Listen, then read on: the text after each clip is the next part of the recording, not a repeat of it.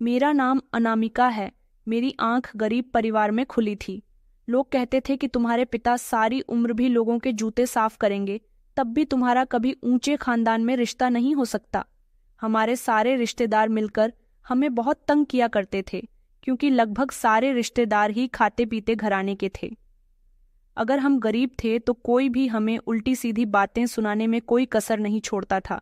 शायद दौलत वाले लोगों में घमंड होता है, इसीलिए वो अपने आगे गरीबों को कुछ नहीं समझते।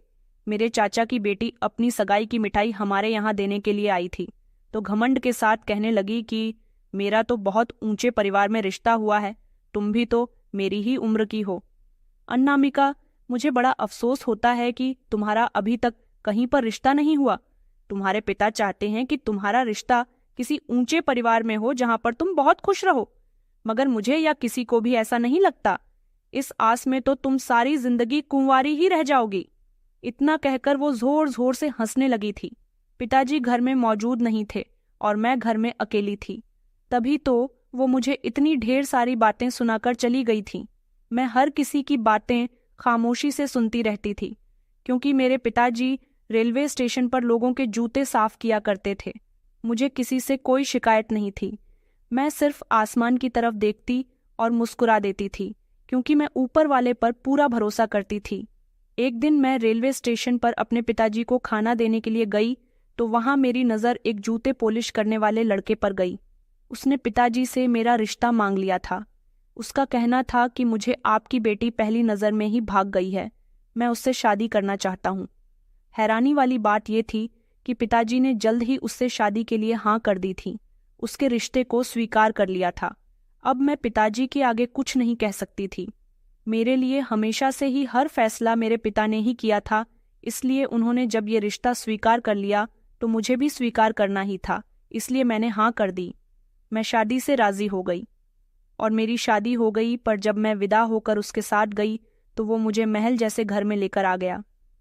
उस दिन मौसम बहुत खुशगवार था, लेकिन दिल में एक अजीब सी बेचैनी थी और दिल पर एक भारी बोझ भी रखा हुआ था। मेरा दिल अजीब अजीब उलझन का शिकार हो रहा था। मैंने अपने पिताजी को देखा था, वो आज भी रोज की तरह सुबह सवेरे उठकर रेलवे स्टेशन जाने की तैयारी करते नजर आ रहे थे। मैंने कहा, पिताजी, आज के दिन तो आप अपना काम छोड़ दीजिए। आपकी तबीयत भी ठीक नहीं है और मेरा दिल भी बहुत घबरा रहा है। मुझे कुछ भी अच्छा नहीं लग रहा।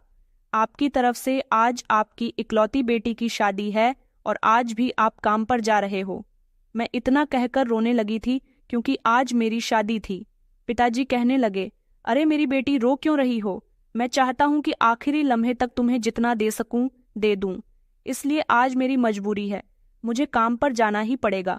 मैंने उनके हाथ से सामान ले लिया और कहा कि नहीं पिताजी, आप कहीं नहीं जाओगे। आप ऐसा कुछ भी नहीं करोगे जिससे मैं उदास हो जाऊं। मैं चाहती हूं कि मैं खुशी खुशी विदा हूं, लेकिन आप अपनी बातों से मुझे उदास कर रहे हो। कि आपको अच्छा लगेगा कि आपकी बेटी उदासी भरा चेहरा लेकर अपने ससुराल जाएगी। मुझे कुछ भी नहीं चाहिए, मुझे बस आपका आशीर्वाद चाहिए। मैं उन लड़कियों में से नहीं हूं जो दहेज के लिए माता पिता का खून भी पी जाती है, बल्कि मैं तो हमेशा आपके साथ रहना चाहती थी। ये आपकी जिद है कि आप मेरी शादी कर रहे हो। अब मैंने आपकी बात मान ली है ना, तो आपको भी मेरी बात माननी होगी।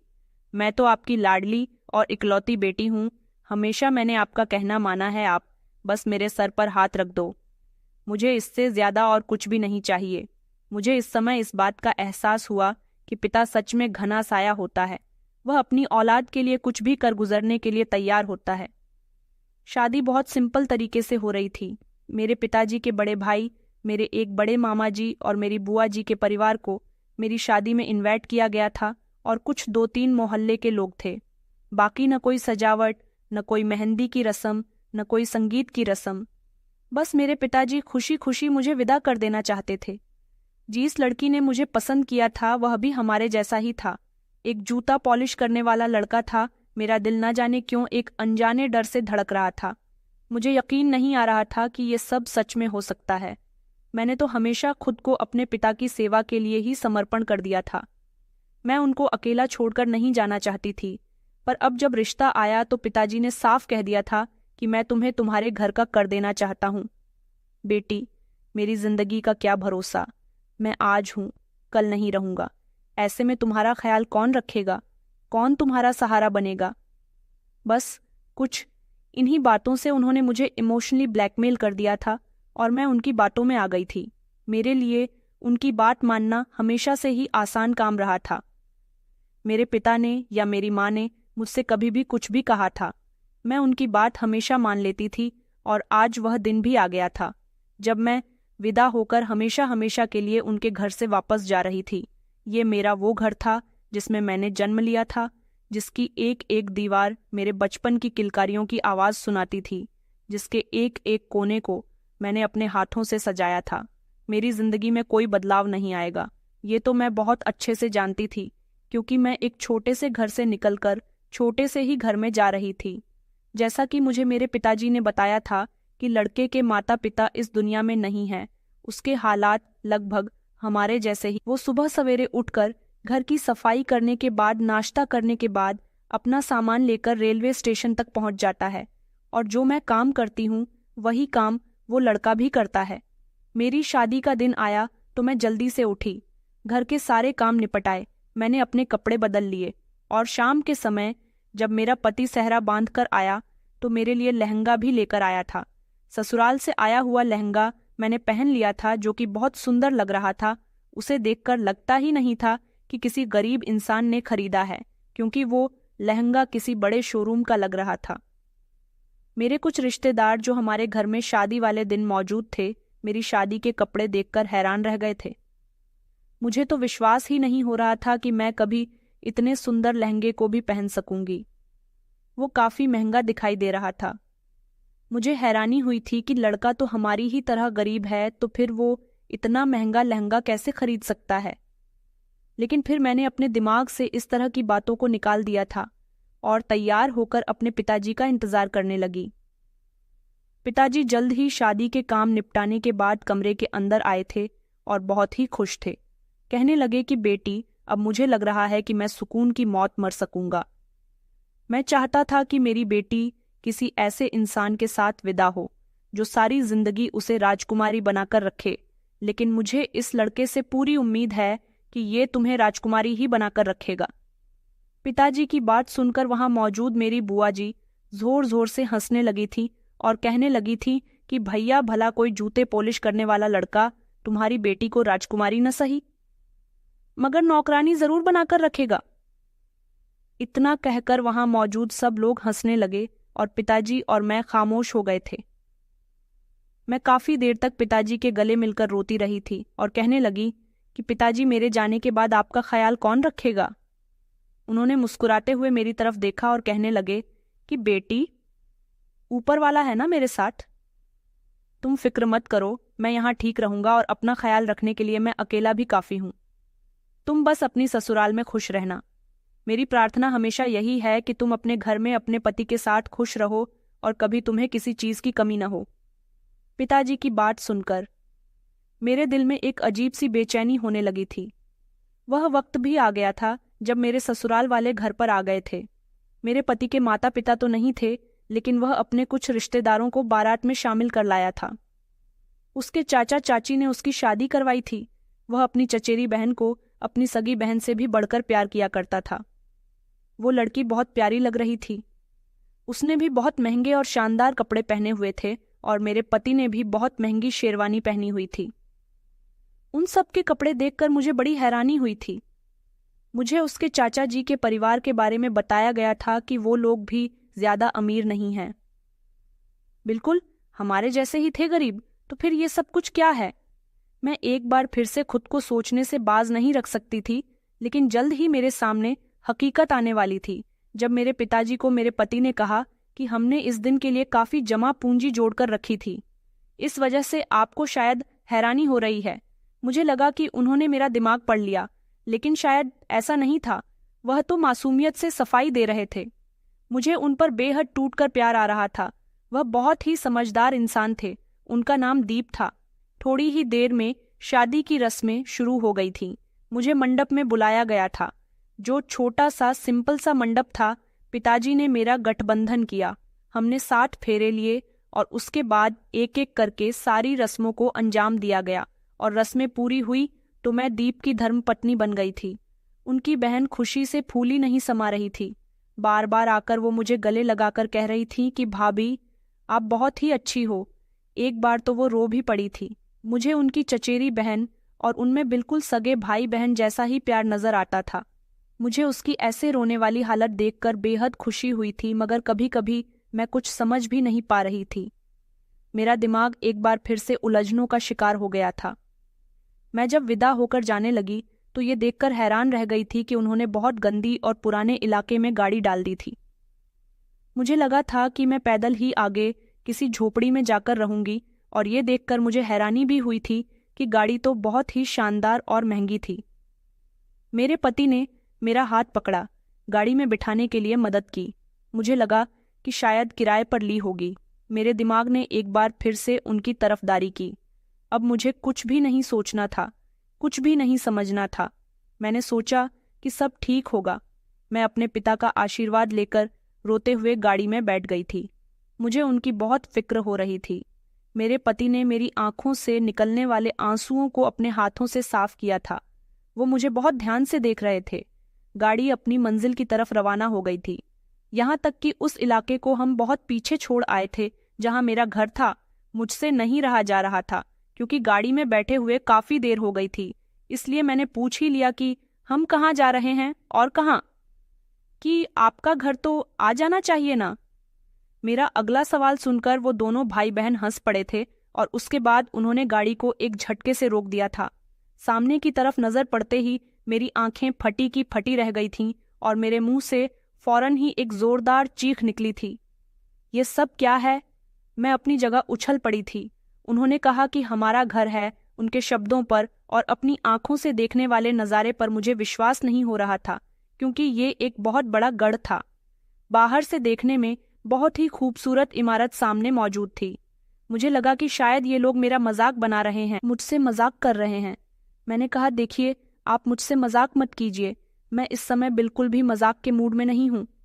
मेरे शब्द ना चाहते हुए भी सख्त हो गए थे। मेरे पति ने कहा कि अच्छा, ऐसी बात है तो आओ अंदर चलते हैं। तुम खुद अंदर चलकर अपनी आंखों से देख लो कि ये मजाक नहीं है।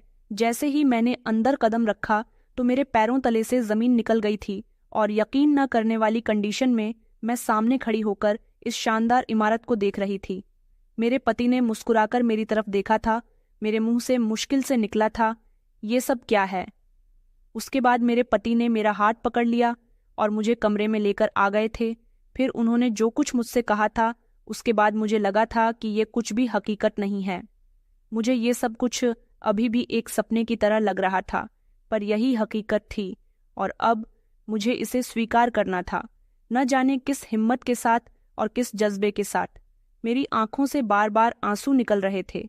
मेरे पति ने मेरे हाथ पर अपना हाथ रख दिया था और मुझे तसल्ली देने की कोशिश करने लगे थे, लेकिन बहुत सी ऐसी बातें थीं जो मुझे याद आते ही मेरी आंखों से आंसू निकल पड़े थे। मुझे अपना गुजरा हुआ समय, अपना गुजरा हुआ कल याद आने लगा था।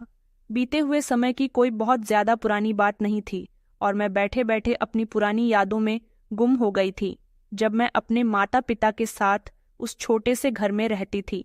मैं अपने माता पिता की इकलौती संतान हूँ, और जब से मेरी आंख खुली तो अपने माता पिता को गरीबी में जिंदगी गुजारते हुए पाया था। हमारा घर रेलवे स्टेशन के करीब ही था, और पिताजी ने वहीं से अपने काम की तलाश शुरू की थी। वो रेलवे स्टेशन पर एक ऑफिस में काम किया करते थे।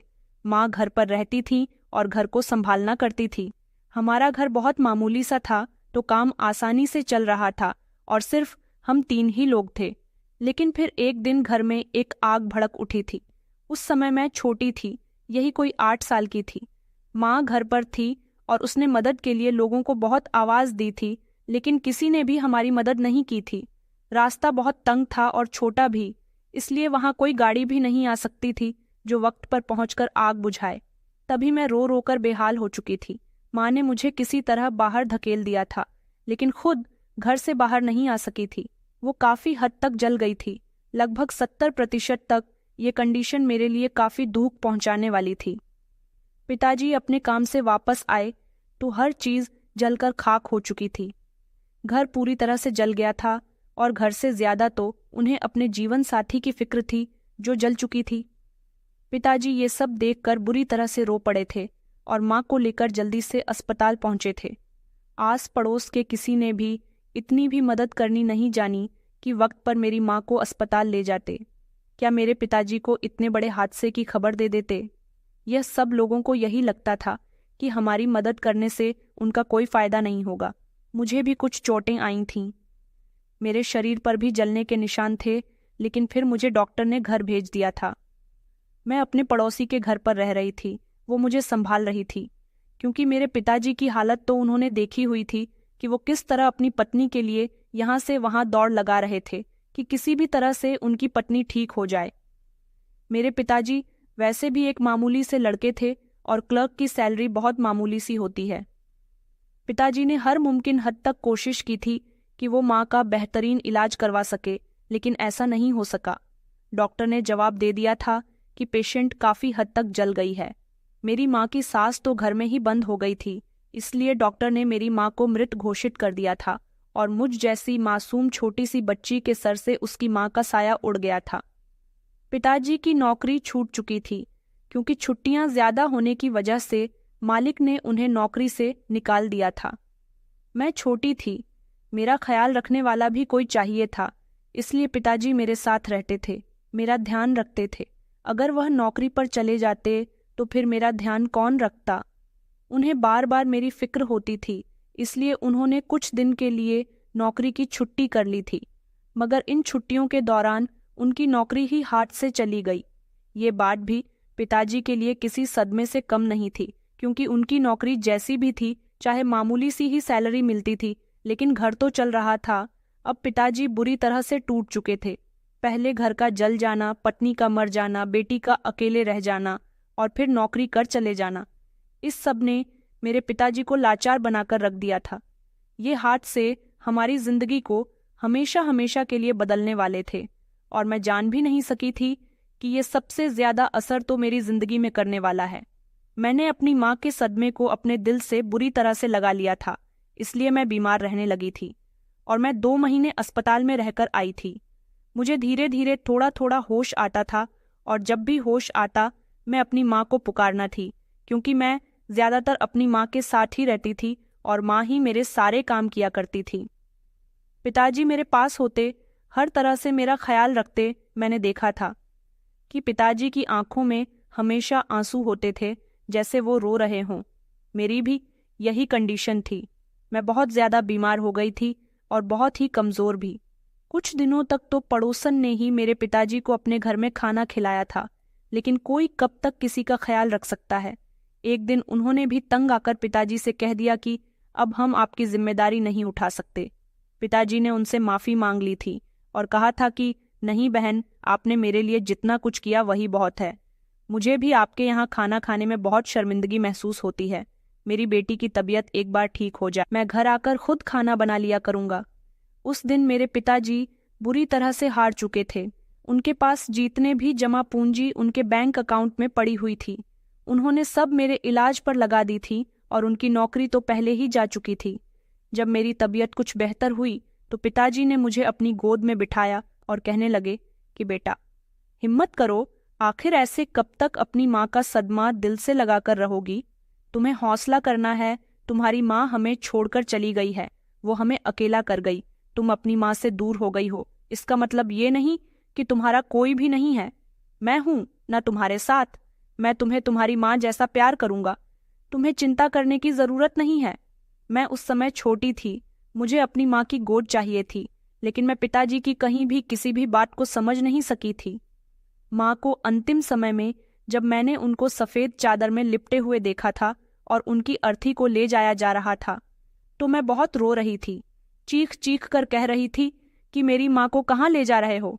मेरी माँ को मत लेकर जाओ, ये मेरी माँ है, वो ठीक हो जाएंगी। कहाँ ले जा रहे हो मेरी माँ को? मुझे भी मेरी माँ के साथ जाना है। तब पिताजी ने मेरे कान में कहा था कि बेटी, तुम्हारी माँ भगवान जी के पास जा चुकी है। वो उनकी ही अमानत थी और अच्छे लोगों को भगवान जी अपने पास जल्दी ही बुला लेते हैं। तुम्हारी माँ अच्छी थी ना, वो ऊपर से तुम्हारे लिए प्रार्थना करेगी। उस दिन मैं सारा दिन रोती रही थी और हर दिन अपनी माँ को याद करती रही। मुझे संभालने वाले मेरे पिताजी थे जो हर तरह से मुझे संभालने की कोशिश कर रहे थे, लेकिन मैं थी कि अपने पिताजी को भी बहुत तंग कर रही थी कि माँ चाहिए, मुझे माँ के पास जाना है, माँ के पास होना है और उनके हाथ से ही खाना खाना है। मेरा कोई भाई नहीं था, कोई बहन नहीं थी जिसके साथ में खेल सकती, और पिताजी माँ के क्रियाकर्म में लगे हुए थे। और इस तरह वो दिन भी आ गया था जब माँ की मौत को 1 हफ्ता गुजर चुका था और मैं पिताजी को काफ़ी हद तक परेशान कर चुकी थी। वक्त गुजरता जा रहा था। 2 महीने अस्पताल में रहने के बाद जब मैं घर वापस आई तो पिताजी ने जैसे तैसे घर को संभालना था, घर के जले हुए सामान को फेंक दिया और घर की मरम्मत करवाई थी। घर में जितना राशन पिताजी ने डाला था वो सब खत्म होने लगा था। अब पिताजी को अपने काम की फिक्र होने लगी थी। मेरे पिताजी मुझसे कहा करते थे कि बेटी तुम छोटी हो, तुम प्रार्थना किया करो, ऊपर वाला बच्चों की प्रार्थना जल्दी सुनता है, तुम्हारे पिता को जल्द ही कोई काम मिल जाएगा। हम अभी तक इस जले हुए घर में रह रहे थे क्योंकि इस घर के अलावा हमारे पास कोई दूसरी छत नहीं थी। मुझे समझ नहीं आ रहा था कि हमारे हालात कब बदलेंगे। मैं रोज़ भगवान जी से प्रार्थना किया करती थी कि हमारी मुश्किल को जल्दी से दूर कर दो और हमारे लिए आसानियाँ पैदा कर दो, क्योंकि मैं अपने पिताजी को रोता हुआ देखती थी तो मेरा दिल दुखता था। मेरे पिताजी को जल्द से जल्द काम मिल जाए, मेरी सबसे बड़ी प्रार्थना यही थी। मैं अब धीरे धीरे बड़ी हो रही थी और मैंने घर की हर छोटी छोटी जिम्मेदारी संभाल ली थी। मैं अक्सर अपने घर की खिड़की के पास खड़ी होकर बहुत से छोटे छोटे बच्चों को स्कूल जाते हुए देखा करती थी। मेरे दिल में भी चाह जागती थी कि काश मैं भी स्कूल जाती होती। मेरे पिताजी मेरी आंखों में मौजूद सपने को पढ़ चुके थे। उन्होंने कहा था कि बेटी, बस मेरी एक बार नौकरी लग जाए, मैं तुम्हें भी स्कूल भेज दूंगा। यहाँ से सरकारी स्कूल काफ़ी दूर था। जब काफ़ी समय तक पिताजी को कोई काम नहीं मिला और वह मेरी आंखों में हर दिन पढ़ने के सपने को देखते थे, तो उन्होंने हार मानकर सरकारी स्कूल में मुझे भेजने का फैसला कर लिया था। वहाँ का कोई खर्चा तो नहीं था, लेकिन पिताजी का कहना था कि बेटी, मैं काम में बिजी हो जाऊंगा क्योंकि मैं नौकरी को तलाश कर रहा हूँ। तुम स्कूल चली जाओगी तो घर को कौन देखेगा, फिर तुम्हें वहाँ से लाना ले जाना कौन करेगा। पिताजी की बात मेरे दिल को लगी थी। मैं उनसे नाराज तो नहीं हुई थी क्योंकि वो अपनी जगह बिल्कुल सही थे और ठीक कह रहे थे। भला घर की जिम्मेदारियों को छोड़कर मैं कहाँ जा सकती थी, और फिर पिताजी की जिम्मेदारी कौन उठाता। पिताजी रोज सुबह सवेरे ही घर से निकल जाते थे। नौकरी की तलाश करने के लिए उनकी पूरी कोशिश होती थी कि किसी भी तरह उन्हें कोई अच्छा काम मिल जाए, लेकिन 1 महीना हो चुका था और उन्हें बेहद मायूसी हो गई थी। एक दिन घर में पानी नहीं आने की वजह से मैं करीब के नल से पानी भरने के लिए चली गई थी। वो जगह रेलवे स्टेशन के बिल्कुल करीब थी। ट्रेन गुजरने वाली थी। उस समय मेरी उम्र 13 साल की हो चुकी थी। मेरे हाथ में पानी भरने के लिए 2 बाल्टियां थीं और मैं पानी भरने में बिजी थी। मैं नल को चला रही थी कि अचानक मैंने देखा कि एक इंसान रेल की तरफ तेजी से भाग रहा था। वो इंसान बहुत ज्यादा कमजोर था और उसे देखकर लगता नहीं था कि इस इंसान के अंदर इतनी हिम्मत भी होगी, लेकिन जिस तेजी से वो ट्रेन की तरफ भाग रहा था, मेरे दिमाग में एक धमाका हुआ था। मैं कम उम्र की थी, लेकिन मुझे अच्छी तरह से पता था कि वो इंसान ट्रेन की पटरियों के पास दौड़कर क्या करने जा रहा है। मुझे सख्त हैरानी हुई थी। मैंने कुछ नहीं देखा। मैंने वहां से पानी की 2 बाल्टियां भरकर साइड पर रख दी थीं और मैं तेजी से इंसान की तरफ बढ़ गई थी। वहां इस समय कोई भी मौजूद नहीं था। अक्सर ऐसा ही होता था कि जब ट्रेन आने वाली होती थी या गुजर रही होती थी तो सारे लोग वहां से लौट जाते थे। मैं अपना बचपन वहीं गुजार रही थी, इसलिए पिताजी के मुंह से हमेशा यह हाथ से सुने थे कि लोग खुदकुशी करने के लिए ट्रेन के नीचे तक आ जाते हैं। तब मुझे बड़ी हैरानी होती थी कि वो कौन से लोग होते हैं जिन्हें अपनी जिंदगी प्यारी नहीं होती और मरने के लिए इतना बड़ा कदम उठा लेते हैं, जो अपनी जिंदगी को इतना बेमोल समझते हैं। मेरी जिंदगी भी तो इतनी ज्यादा मुश्किल में गुजर रही थी। मेरे पिता का काम छूट गया था, माँ गुजर गई थी और मैं घर में अकेली छोटी उम्र से जिम्मेदारियां संभाल रही थी। लेकिन ऊपर वाला जानता है कि एक दिन भी मुझे खुदकुशी करने का ख्याल तक नहीं आया था। मैं कुछ कम उम्र की थी और कुछ मुझ में बहुत सारा हौसला था। मैंने सब कुछ बहादुरी से सह लिया था। उस इंसान को देखकर मुझे यकीन आ गया था कि वो इंसान अपनी जान देने के लिए वहां दौड़ रहा है। मैंने कुछ भी नहीं सोचा था, मैं भी इस इंसान के पीछे दौड़ पड़ी थी। ट्रेन दूर थी, स्पीड स्लो थी, इसलिए मैंने उस आदमी को पटरी तक पहुंचने से पहले ही दूसरी तरफ को धक्का दे दिया था और खुद भी उसकी तरफ आ गई थी। ट्रेन स्पीड से वहां से गुजर गई और वो आदमी मुझे फटी फटी नसरों से देख रहा था। उसने रोते हुए कहा कि बेटी, मुझे मर जाने दिया होता, तुमने मुझे क्यों बचा लिया। इस आदमी को यकीन ही नहीं आ रहा था कि उसकी जान बच गई है और मैं इतनी छोटी और कम उम्र की लड़की होकर भी उसे बचा सकती हूँ। मैंने कहा, अंकल, मुझे नहीं पता कि आप कौन हैं। मेरी उम्र 13 साल के करीब है, लेकिन मैं नहीं चाहती कि आप जिंदगी से तंग आकर अपनी जिंदगी को ही खत्म कर दो। उन्होंने मेरी तरफ ध्यान से देखा था और फिर रोने लगे थे। कहने लगे कि बेटी, एक लम्हे के लिए मुझे लगा कि ऊपर वाला मुझे कभी माफ नहीं करेगा अगर मैं अपनी जान ले लेता, लेकिन ऊपर वाले ने मुझे फिर से जिंदगी दे दी। बेटी, मैं तुम्हें सारी जिंदगी याद रखूंगा कि तुमने मुझे बचा लिया था। वो आदमी रोते हुए मेरे सर पर हाथ फेरकर वहां से चला गया था और उस दिन मुझे लगा था कि मैं नाकारा पैदा नहीं की गई हूं, बल्कि मेरी जिंदगी का भी कोई ना कोई मकसद जरूर है। उस दिन घर आकर मैंने गर्व से पिताजी को अपना ये कारनामा सुनाया था तो पिताजी ने मुझे झट से गले लगा लिया था और कहने लगे कि मेरी बेटी बहुत प्यारी है, मुझे तुमसे इसी तरह की बहादुरी की उम्मीद है। आइंदा कभी भी तुम खुद को किसी से कम या कमजोर मत समझना। मैं पिताजी की बात सुनकर रो पड़ी थी। मैंने पिताजी से कहा था कि पिताजी, मैंने आज रेलवे स्टेशन से बाहर निकलते समय देखा था कि वहां मौजूद एक अंकल जूते पॉलिश कर रहे थे। वो बहुत ही गरीब थे और हाँ, उनके पास भीड़ भी काफी लगी हुई थी। वो बूढ़े थे, इसलिए धीरे धीरे पॉलिश कर रहे थे, मगर उनसे जूते पॉलिश करवाने के लिए बहुत सारे लोग उनके आसपास मौजूद थे। तो क्यों ना हम भी ये काम शुरू कर दें।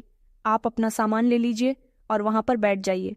ये काम तो ऐसा है कि इसमें किसी तरह के पैसों की भी जरूरत नहीं पड़ेगी और आपको किसी की मदद भी नहीं लेनी पड़ेगी।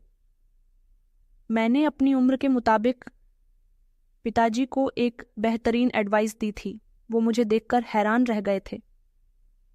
कहने लगे कि बेटी, तुमने तो मुझे बहुत ही अच्छी सलाह दी है, लेकिन मुझे शर्म आती है। अगर वहां किसी रिश्तेदार ने मुझे देख लिया तो क्या होगा? सब मेरी मजाक बनाएंगे कि मैं एक मुच्छी बन गया हूं। इतना कहकर वो रो पड़े थे।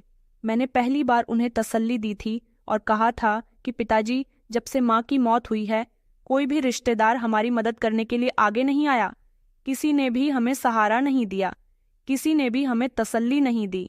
सब अपनी जिंदगी में बिजी है, खुश है। सब क्या करते हैं, हमें उससे कोई फर्क नहीं पड़ता, तो फिर हम क्या करेंगे, इस बात से भी उन्हें कोई फर्क नहीं पड़ना चाहिए।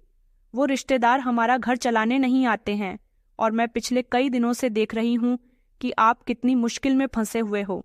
मैं आपको इस मुसीबत में और नहीं देख सकती। घर में भुखमरी हो रही है, एक समय की रोटी हम खाते हैं। इसके लिए तो बेहतर यही है कि आप ये काम करना शुरू कर दो। आपकी बेटी को आप पर पूरा भरोसा है पिताजी। वो आपको तरक्की करते हुए देखना चाहती है। क्या पता तरक्की की सीढ़ी यहीं से लगी हुई हो। मैंने उस समय उन्हें काफी ज्यादा इमोशनल कर दिया था और उन्हें इस काबिल कर दिया था कि वो अगले ही दिन सामान लेकर आ गए थे और वही स्टेशन के पास बैठकर आवाजें लगाने लगे थे। मैं उनके साथ ही रेलवे स्टेशन तक चली आई थी। मैंने वहां बैठकर ये सारा नजारा अपनी आंखों से देखा। वो बार बार आवाज लगा रहे थे। एक दो ग्राहक उनके पास आए और इस तरह उन्होंने पूरे दिन के 150 रुपए कमा लिए थे। वो मायूस हो गए थे। कहने लगे कि बेटी देखो, मैंने तुमसे कहा था ना कि इस काम में ज्यादा कमाई नहीं है, मैं कोई और कोशिश कर लूंगा। मैंने कहा, पिताजी हिम्मत मत हारिए, अगर आपने काम शुरू कर दिया है तो उसे पूरा भी कीजिए। ऊपर वाला आपको जरूर सफलता प्राप्त करेगा। कुछ ना भी होने से थोड़ा बहुत होना तो बेहतर है ना। जब पिताजी घर आए तो रात को मैंने उनको चाय बना कर दी। वो बहुत ही खुश हुए थे। मेरे हाथ की बनी चाय से उनकी सारी थकन उतर जाती थी। मेरी उम्र धीरे धीरे बढ़ती चली जा रही थी। पिताजी के काम में बढ़ावा होने लगा था। वहां मौजूद अक्सर ट्रेन से आते जाते मुसाफिर जिन्हें अपने जूते खराब दिखाई देते थे या जूते टूट जाते थे, वो पिताजी से न सिर्फ उन्हें पॉलिश करवाते थे बल्कि उनकी मरम्मत भी करवाया करते थे। पिताजी उन्हें से दिया करते थे। अब वो मोची और जूते पॉलिश करने का काम एक साथ किया करते थे। मुझे बहुत खुशी होती थी क्योंकि पहले मेरे पिताजी की 150 रुपए की कमाई थी, मगर अब वही कमाई बढ़कर लगभग 800 रुपए तक पहुंच गई थी।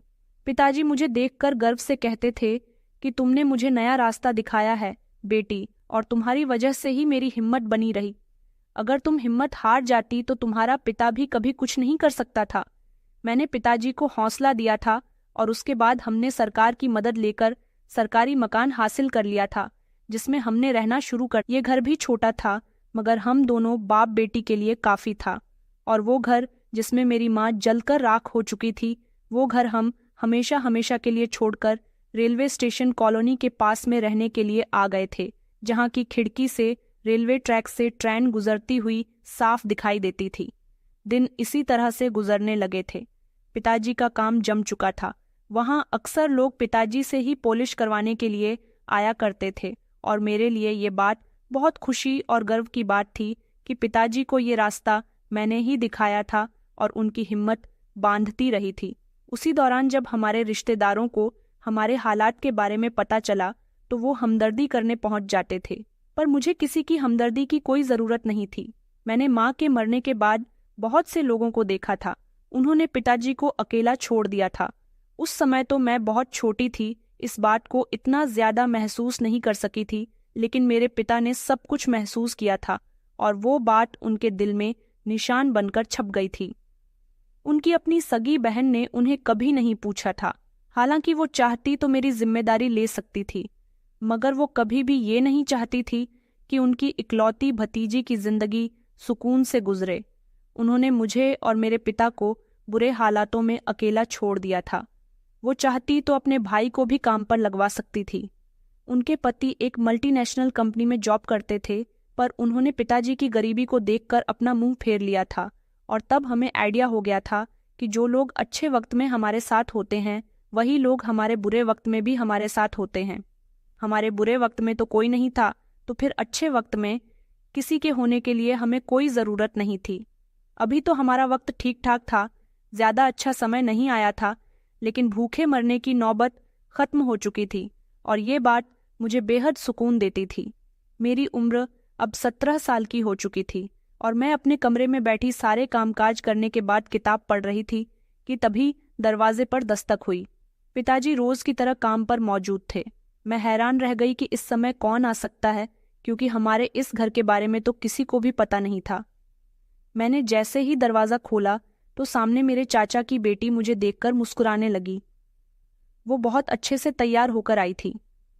उसके कपड़े, उसका रहन सहन, उसके हाथ में मौजूद सोने की अंगूठी, ये सब देखकर एक लम्हे के लिए भी मेरे दिल में जलन महसूस नहीं हुई थी, क्योंकि मैं किसी से जलती ही नहीं थी। मेरी दुनिया अलग थी, मेरी जिंदगी अलग थी, इसलिए मैं खुद को दूसरों से कंपेयर नहीं करती थी, बल्कि मैंने सोचा था कि इंसान जिंदगी में खुश रहने के लिए कैसे कैसे बहाने ढूंढता है। मैंने उन्हें अंदर कमरे में बिठाया। वो मुझसे उम्र में सिर्फ 1 साल बड़े थी। मैं उन्हें दीदी कहकर बुलाती थी। उन्होंने हमारे कमरे को बड़ी अजीब नज़रों से देखा था और कहने लगी कि तुम और ताऊ जी इस छोटे से कमरे में रहते हो, कितनी घुटन हो रही है यहाँ पर। यहाँ तो सांस लेने की जगह ही नहीं है, तुम लोगों का दम नहीं घुटता क्या? इस तरह की बातें करके उसने हमारा और हमारे घर का मजाक उड़ाया था, और मुझे उसके मजाक में थोड़ी भी दिलचस्पी नहीं थी। मैंने कहा, दीदी बैठो ना, मैं आपके लिए कॉफ़ी लेकर आती हूँ। उसने कहा कि नहीं नहीं, रहने दो, मैं कुछ नहीं लूँगी, बल्कि मैं तो तुम्हें कुछ बताने के लिए आई थी। उन्होंने हंसते हुए अपने हाथ में पकड़ा हुआ मिठाई का डब्बा मेरी तरफ बढ़ाया, बल्कि खोलकर मेरे मुंह में मिठाई डाल दी। मैंने कहा, दीदी ये सब किस लिए है? क्योंकि मैं पूछे बिना नहीं रह सकी थी। उन्होंने कहा कि मेरी शादी होने जा रही है, परसों सगाई हुई है, उसी की मिठाई लेकर आई हूँ। तुम लोगों को इसलिए नहीं बुलाया क्योंकि वहाँ काफ़ी अमीर अमीर लोग आए थे। मेरा रिश्ता अमीर घर में हुआ है ना, मगर मिठाई देने का हक तो बनता था ना, तुम हमारे रिश्तेदार जो हो। 3 महीने बाद मेरी शादी हो रही है, मुझे बधाई नहीं दोगी? मैंने कहा, हाँ हाँ क्यों नहीं, आपको बहुत बहुत बधाई हो। मैंने मुस्कुराते हुए कहा था, और साथ ही ये भी कहा था कि आप यहाँ मिठाई नहीं भी लेकर आती तब भी हम आपको बधाई दे देते। इस मिठाई की भी कोई जरूरत नहीं थी, मैं खुश हूं। उन्होंने कहा, वैसे लग तो नहीं रहा तुम्हें देखकर कि तुम खुश हुई हो। तुम्हें पता है कि मेरा पति अमेरिका में रहता है और शादी करके मैं भी वहीं पर चली जाऊंगी। बहुत ही बड़ी कंपनी में नौकरी करता है और उसने सगाई में ये सोने की अंगूठी मुझे पहना दी, दिख रही है ना, तुम्हें उसी की दी हुई है। और भी बहुत सारे गिफ्ट लेकर आया था वो मेरे लिए। अब तुम मुझसे ज्यादा जलना शुरू मत कर देना, क्योंकि मैं जानती हूं कि तुम भी मेरी उम्र की हो। मेरा रिश्ता जल्दी हो गया और तुम्हारा अभी तक नहीं हुआ। इस बात से उनकी बात सुनकर मुझे काफी हैरानी हुई थी। मैंने कहा, ये आप क्या कह रही हो भला? मैं आपसे क्यों जलन करूंगी? मुझे बहुत बुरा महसूस हुआ था। उन्होंने कहा कि अब देखो ना, मेरे पिता तो एक ऊंची कंपनी में काम करते हैं, इसकी वजह से मेरा रिश्ता ऐसी जगह हो गया। लेकिन तुम ऐसे कोई ख्याल अपने दिल में मत रखना, क्योंकि तुम्हारी कम उम्र है ना, इसलिए मैं कह रही हूं कि ऐसा वैसा कोई ख्याल मत पालना। अपनी हद में रहना। जिससे तुम्हारी शादी करवाई जाए उसी से कर लेना। वैसे भी तुम्हारा पति मुझे लगता है कि तुम्हारे पिता की ही तरह जूते पॉलिश करने वाला ही होगा। वो मुझे अपने शब्दों से नीचा दिखाने की कोशिश कर रही थी, नफरत से भी और जलन से भी, और ना जाने मुझे क्या क्या बातें कह गई थीं। शायद उसे मेरे चेहरे पर मौजूद सुकून बहुत ज्यादा खटक रहा था। मैं उन्हें मुस्कुराकर देखती रही और कहा कि आप बिल्कुल ठीक कहती हो दीदी, इंसान को अपने जैसे लोगों में ही रिश्ता करना चाहिए। वो हंसने लगी और कहने लगी कि जाहिर सी बात है, तुम्हारे पिता एक मोची है तो तुमसे कोई अमीर इंसान शादी करने के लिए तो आने से रहा। तुम तो किसी अमीर घर की नौकरानी ही बन सकती हो, इसलिए तुम्हारा रिश्ता भी किसी जूते साफ करने वाले लड़के के साथ ही होगा। गलत फहमी में मत रहना कि जैसा मेरा हमसफर है ऐसा तुम्हें भी मिलेगा।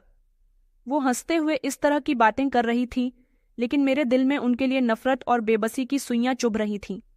उनके जाते ही मैं रो पड़ी थी और आसमान की तरफ देखकर कहने लगी कि भगवान, ये लड़की मुझे दुख पहुंचा कर गई है।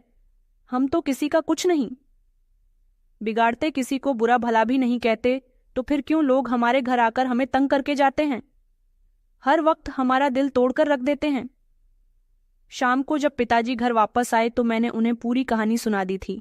बस ये नहीं बताया था कि उसने जाते जाते मुझसे कहा था कि सारी जिंदगी तुम्हारे पिताजी जूते पॉलिश करते रहेंगे तो तुम्हारी शादी भी ऐसे ही लोगों में होगी। मुझे इन शब्दों पर कोई ऐतराज नहीं था। मुझे ऐतराज था तो उनकी नफरत और जलन पर था, जो उनके शब्दों में मेरे लिए दिखाई दे रही थी। क्या मैं उनके घर की रोटी खाती थी जो उसने मुझे इतनी ढेर सारी बातें सुना दी थीं? मैं दिल ही दिल में रो पड़ी थी। पिताजी ने देख लिया था कि मैं बहुत परेशान हूं। वो मुझसे कहने लगे कि बेटी, क्या हुआ है, तुम क्यों रो रही हो? मैं हैरान रह गई थी।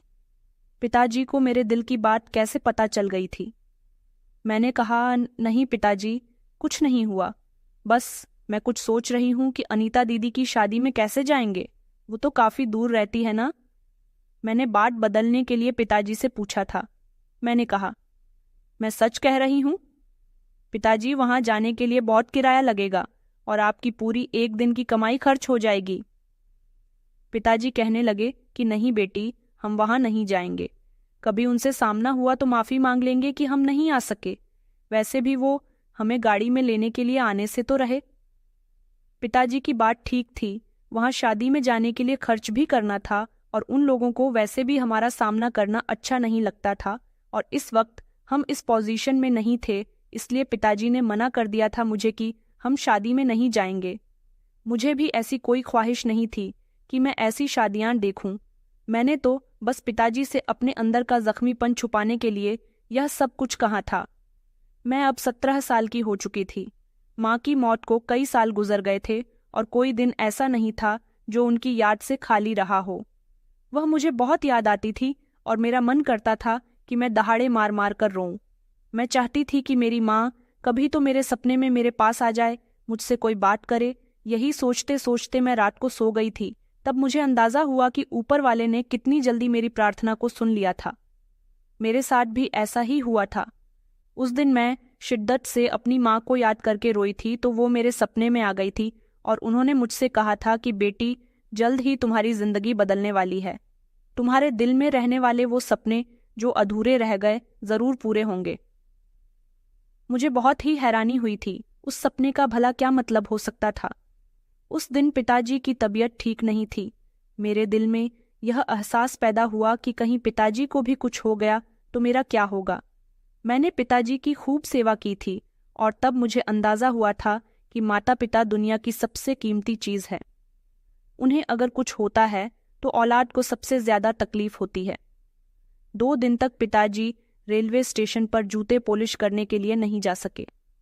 तब मैंने अपने पिताजी को फैसला दिया और कहा कि आप मानते हैं ना कि मैं आपकी बेटी भी हूं और बेटा भी। वो समझ गए थे कि मैं क्या कहना चाह रही हूं।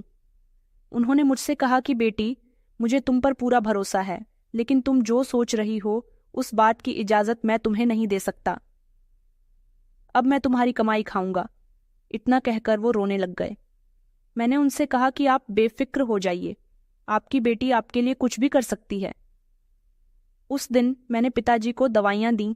घर का कामकाज करने के बाद रेलवे स्टेशन के पास पहुंच गई। पिताजी ने मुझे बताया था कि बहुत सी ट्रेन वहां से गुजरेंगी और वहां से निकलने वाले यात्री जरूर तुम्हारे पास आएंगे। मैं वहां जहां मेरे पिताजी बैठते थे वहीं पर चली गई, लेकिन ये देखकर मैं हैरान रह गई कि एक जवान लड़का वहां पहले से ही मौजूद था और लोग उसके पास भीड़ लगाए खड़े हुए थे। मुझे ऐसा लगता था कि जैसे मेरी जगह किसी ने छीन ली है। मैंने अफसोस से उसकी तरफ देखा तो उसने भी उसी समय मुझसे नजर मिलाई और कहने लगा कि क्या हुआ, आप उदास नजर आ रही हो। जब लोगों की भीड़ कम हुई तो वो मेरी तरफ आया। मैंने कहा कि ये मेरे पिता का पेशा है और ये उनकी जगह है। वैसे तो परवाला सबको रोजी देता है, मैं अफसोस नहीं कर रही, लेकिन मुझे इस बात का गम है कि आज हमारे घर में एक बार फिर से इतने महीनों के बाद हमें तंगी का सामना करना पड़ेगा। ये कहते हुए मैं रो पड़ी थी। उस जवान लड़के ने मुझसे मेरा नाम पूछा था और कहा था कि आप अनामिका हो। मैंने कहा कि जी, मैं अनामिका हूँ, लेकिन आपको कैसे पता? वह कहने लगा कि आप किशोर अंकल की बेटी हो। उसकी बात पर मैं हैरान रह गई थी। उस लड़के ने मुस्कुराकर मेरी तरफ देखा और कहने लगा कि क्या आप मुझसे शादी करोगी? मैं पहली नज़र में आपको देखकर मोहब्बत का शिकार हो गया हूँ और अब आपसे ही शादी करना चाहता हूँ। उसकी ये बात सुनकर मुझे लगा कि अब कभी अगला सांस नहीं ले पाऊंगी। मैंने तो सोचा भी नहीं था कि मेरी शादी होगी। मैं इस समय 17 साल की हो चुकी थी। छोटी सी उम्र में मैंने उसे साफ और सीधा शब्दों में कह दिया था कि आप मेरे पिता से बात कर लीजिए, और मैं जल्दी जल्दी अपना सामान समेटकर घर वापस आ गई थी। थोड़ी ही देर हुई थी कि वो जवान लड़का मेरी आंखों के सामने मेरे घर के दरवाजे के पास खड़ा होकर मुझे देखकर मुस्कुराने लगा। पिताजी ने उसे अपने पास बुलाया तो उसने बिना किसी घबराहट के साफ शब्दों में उनसे कह दिया कि मैं आपकी बेटी से शादी करना चाहता हूँ। पिताजी हैरान रह गए थे। पिताजी ने उसके चेहरे पर देखा और फिर उसे हाँ कर दी थी। पिताजी की तरफ देखकर मैं तो दंग रह गई थी। उसके जाने के बाद मैंने कहा, पिताजी, ये क्या बात हुई? आपने बिना किसी छानबीन के हाँ कर दी। पिताजी मुस्कुराने लगे और कहने लगे कि बेटी, वो भी हमारी तरह जूते ही पॉलिश करने वाला इंसान है। उसके और हमारे हालात अलग नहीं हैं, इसलिए मैंने बिना सोचे समझे हाँ कर दी। उसकी बातों से लग रहा था कि वो काफी हद तक समझदार है और भरपूर इंसान है। मैं हैरान रह गई थी और रोते हुए अगले हफ्ते का इंतजार करने लगी, जहां हमेशा हमेशा के लिए मुझे अपने पिता को छोड़कर विदा हो जाना था। मेरे लिए यह बात बर्दाश्त के काबिल नहीं थी कि मैं अपने पिता से सालों तक अटैच रहने के बाद दूर भी हो सकती हूँ, पर शादी करना भी जरूरी था। और ये बात मुझे पिताजी ने समझाई थी कि अगर मुझे कुछ हो गया तो तुम्हारा ख्याल कौन रखेगा। इसलिए मुझे ये रिश्ता बेहतर लगा और वो दिन भी आ गया था जब मैं दुल्हन बनी बैठी अपने पति का इंतजार कर रही थी। शादी होते ही मैंने बाहर जाकर देखा तो हैरान रह गई। वहां पहले से ही एक खूबसूरत सी गाड़ी मौजूद थी। उन्होंने जो कपड़े दिए थे वो भी बहुत अच्छे थे और मेरी चचेरी नन भी बहुत सुंदर लग रही थी। ये सब मेरे लिए एक सपने के जैसा था। मुझे अपने चाचा की बेटी की एक बात याद आई थी, जिसने मुझे देखकर कहा था कि तुम्हारे लिए जूते पॉलिश करने वाला इंसान ही आएगा, कोई राजकुमार नहीं। और आज मैं गाड़ी में बैठकर यही सोच रही थी। मेरे दिल में एक तरफ बहुत सारी कन्फ्यूजन थी तो दूसरी तरफ खुशी भी थी कि सब कुछ बेहतर तरीके से हो रहा है। गाड़ी शहर से भी बाहर निकल गई थी तो मैं हैरान रह गई। मैंने फौरन से अपनी नन से पूछा कि हम कहाँ जा रहे हैं? आपका घर तो पीछे ही कॉलोनी में है ना? मैं डर गई थी। उसने कुछ नहीं बताया, बस वो हंसने लगी। फिर गाड़ी एक झटके से एक बंगले के सामने रुकी तो मेरे मुंह से चीख निकल गई कि कितना खूबसूरत और सुंदर बंगला है, हम यहाँ क्यों आए हैं। तब मेरे पति ने कहा था कि ये हमारा घर है और मैं कोई जूते पॉलिश नहीं करता हूँ। अब सारी बातें मैं यही बताऊं या अंदर भी चलोगी? मुझे अपनी किस्मत पर यकीन नहीं आ रहा था कि किसी राजकुमारी की तरह मैं अंदर जा रही थी। ये देखकर मेरे दिमाग को झटका लगा था। वहां मौजूद दुबले पतले से इंसान मुझे देखकर मुस्कुराने लगे, कहने लगे कि बेटी आओ, ये सब तुम्हारी भलाई का सिला है जो तुमने मेरे साथ किया है। मैं उनकी बात समझ नहीं सकी थी। उसी समय मैंने पूछ लिया कि आप किसकी भलाई की बात कर रहे हो? मैं तो आपको जानती भी नहीं हूँ। उन्होंने आगे बढ़कर कहा कि मैं दीप का पिता हूँ और दीप कोई अनाथ बच्चा नहीं है। ये मेरे भाई और भाभी हैं, दीप के चाचा और चाची, और ये लड़की तुम्हारी चचेरी नन नहीं, मेरी सगी बेटी है, दीप की सगी बहन। तुम हमें नहीं जानती, लेकिन मैं तुम्हें बहुत अच्छे से जानता हूँ। बेटी, मैं वही इंसान हूँ जिसकी जान तुमने 60 साल पहले बचाई थी, और वो इंसान आज उम्मीद भरी जिंदगी गुजार रहा है। उस हादसे के बाद मैं अपने एक दोस्त से उधार लेकर एक कारोबार शुरू कर चुका था। कारोबार में इतनी तरक्की हुई कि मुझसे संभल भी नहीं रहा था। तभी मैंने महसूस किया कि तुमने मेरी जान बचाई थी। ये सब कुछ इसीलिए हुआ। अगर उस दिन मैं मर जाता और तुम मुझे नहीं बचाती तो शायद मैं इतना कामयाब नहीं होता। उस दिन मैंने सोच लिया था कि अगर ये लड़की मुझे दोबारा कभी जिंदगी में मिली तो मैं उसका एहसान जरूर उतारूंगा। इसलिए मैंने अपने बेटे को शादी के लिए राजी किया था कि जब मैं इस काबिल हो जाऊंगा तो तुम्हारी शादी अपने बेटे के साथ करवा दूंगा। उनकी बातें सुनकर मेरी आंखों में आंसू आ गए थे। मेरे पति ने मेरी तरफ देखा और कहा कि तुम्हारे पापा को सब कुछ पता है, लेकिन वो तुम्हें सरप्राइज देना चाहते थे, इसलिए खामोश रहे। मैं कभी सोच भी नहीं सकती थी कि मेरी भलाई मेरे सामने इस तरह भी आ सकती है और मैं एक बड़े से घर की राजकुमारी बनकर अपनी जिंदगी गुजारूंगी। शादी की पहली रात बहुत हसीन गुजरी थी और मेरे पति ने अपने पिता की ख्वाहिश को पूरा कर दिया था। उसने कहा कि मैं तुम्हारा बहुत बहुत आभारी हूं। जिस तरह तुमने मेरे पिता की जान बचाई थी, तुम्हारी वजह से ही उनका कारोबार आगे चल पड़ा, वरना आज मेरे पिता हमारे साथ न होते। आज तुम्हारी ही वजह से हमारा कारोबार इतनी आगे बढ़ गया और मुझे किसी चीज का कोई अफसोस नहीं है। मैं खुश हूं कि मुझे तुम जैसी लड़की का साथ मिला। मैं तुम्हारा बहुत बहुत आभारी हूं। तुमने मेरे पिता की जान बचाई, हमारे कारोबार की तरक्की की वजह बनी। मेरे पापा ने मुझे तुम्हारी तलाश पर लगा दिया था और फिर फाइनली 1 साल तलाश करने के बाद मैंने तुम्हें ढूंढ ही लिया था। मैंने जब लोगों से तुम्हारे बारे में पूछताछ की तो तुम्हारे पिता को तलाश कर लिया था और फिर मेरी उनसे बात हुई। तुम्हारे पिता बीमार थे तो इसलिए उस दिन तुम वहां पर आ गई। फिर जब तुमने मेरा सामना किया और तुम अपने पिताजी की जगह जूते पॉलिश करने के लिए आई तो मुझे अंदाजा हो गया था कि तुम वही लड़की हो। मैंने तुमसे शादी का इजहार किया। मैं तुम्हें अपनी जिंदगी में शामिल करना चाहता हूँ। तुम्हारी अच्छाइयों ने सिर्फ मेरे पिताजी का ही दिल नहीं जीता, बल्कि मेरा भी दिल जीत लिया है।